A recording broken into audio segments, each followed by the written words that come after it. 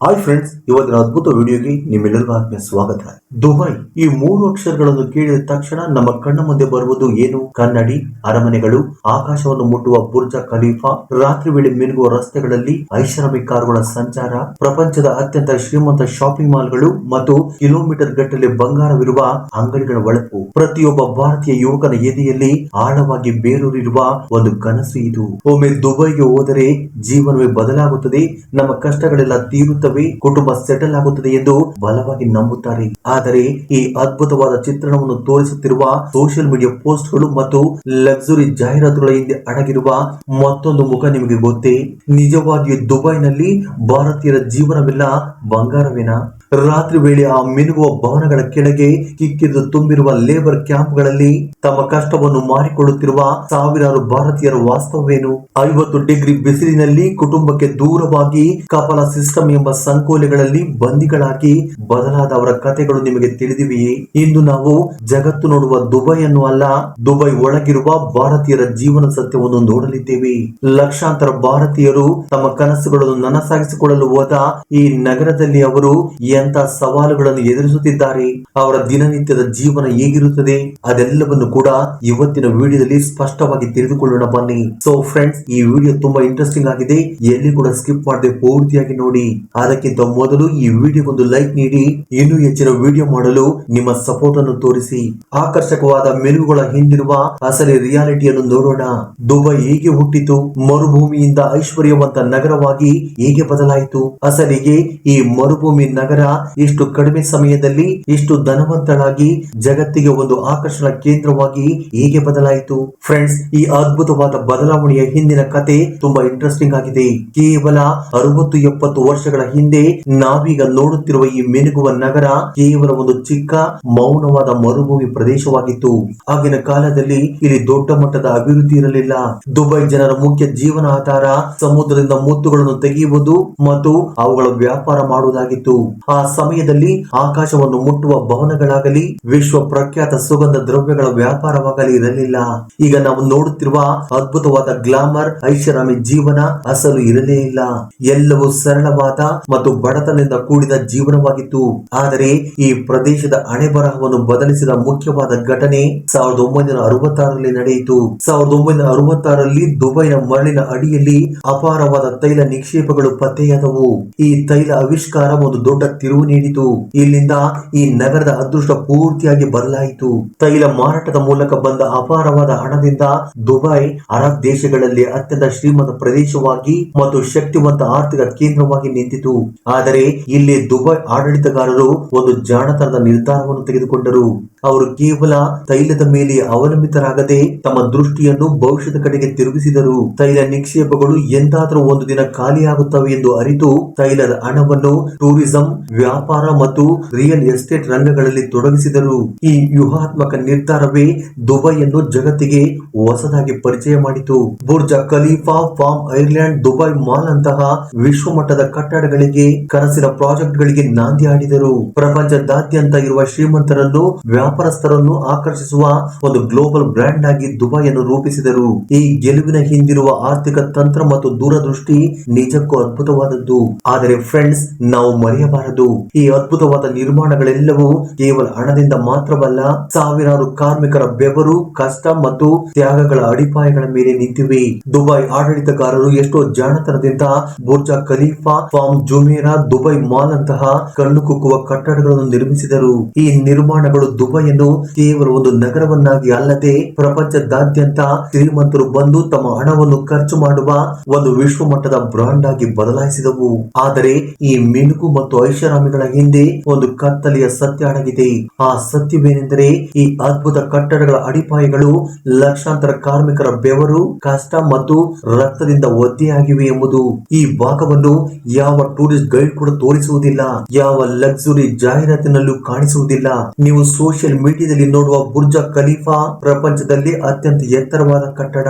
ಆದರೆ ಇದನ್ನು ಕಟ್ಟಿದ ಸಾವಿರಾರು ಕಾರ್ಮಿಕರು, ಮುಖ್ಯವಾಗಿ ಭಾರತೀಯರು, ನೇಪಾಳಿಗಳು ಮತ್ತು ಬಾಂಗ್ಲಾದೇಶದವರು ತಿಂಗಳುಗಟ್ಟಲೆ 50 ಡಿಗ್ರಿ ಸೆಲ್ಸಿಯಸ್ ದಾಟುವ ಸುಡುವ ಬಿಸಿಲಿನಲ್ಲಿ ಕೆಲಸ ಮಾಡಬೇಕಾಗಿ ಬಂತು. ಬೆಳಿಗ್ಗೆ 6 ಗಂಟೆಗೆ ಶುರುವಾಗಿ ರಾತ್ರಿ 10 ಗಂಟೆಯವರೆಗೆ ಸಾಗುವ ದೀರ್ಘಾವಧಿಯ ಕೆಲಸ.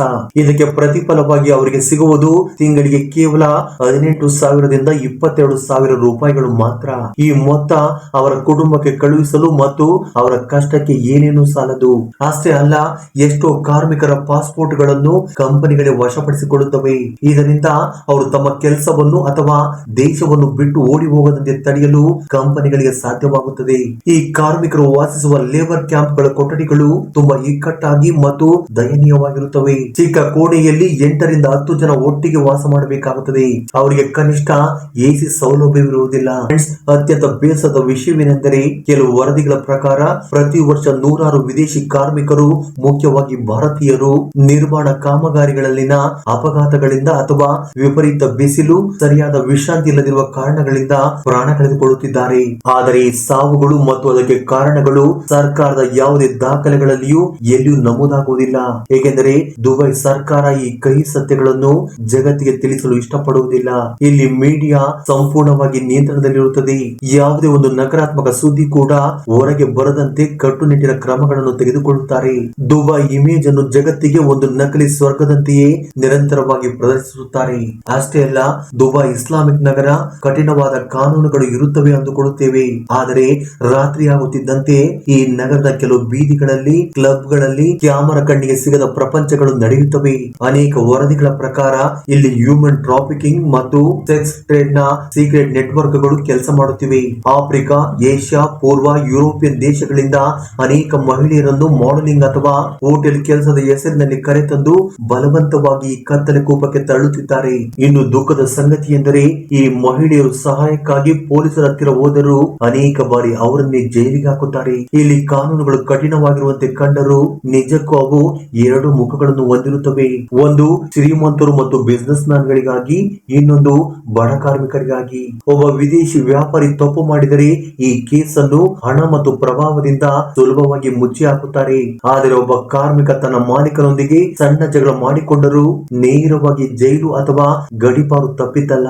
ಇದಕ್ಕೆ ಮುಖ್ಯ ಕಾರಣ ಇಲ್ಲಿನ ಕಫಾಲ ಸಿಸ್ಟಮ್ ಎಂಬ ರೂಲ್ಸ್. ಈ ಕಾನೂನಿನ ಪ್ರಕಾರ ಕಾರ್ಮಿಕನು ತನ್ನ ಮಾಲೀಕನ ಅನುಮತಿ ಇಲ್ಲದೆ ಬೇರೆ ಕಡೆ ಕೆಲಸ ಮಾಡುವಂತಿಲ್ಲ ಅಥವಾ ದೇಶ ಬಿಟ್ಟು ಹೋಗುವಂತಿಲ್ಲ.